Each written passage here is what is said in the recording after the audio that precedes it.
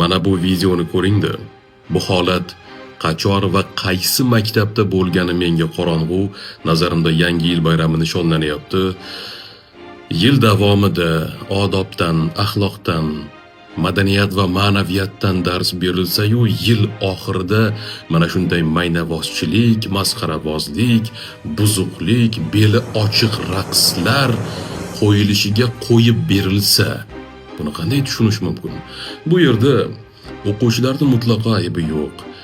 Mana shu holatga olib kelinishini bosh sababi mutasaddilarda ular qo'yib berishyapti, ular ruxsat berishyapti, kerak bo'lsa ular talab qilishyapti mana shu narsani.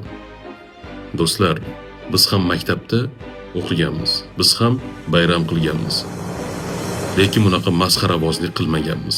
Vatan haqida she'r o'qiganmiz, yurt haqida she'r o'qiganmiz, erkakka o'xshab sahna ko'rinishi qo'yganmiz.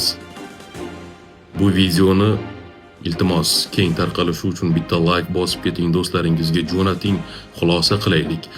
Maktab hududida bunday holatning bo'lishi, qo'pol bo'lsa ham aytaman, bu bizni o'layotganimizdan boshqa narsa emas.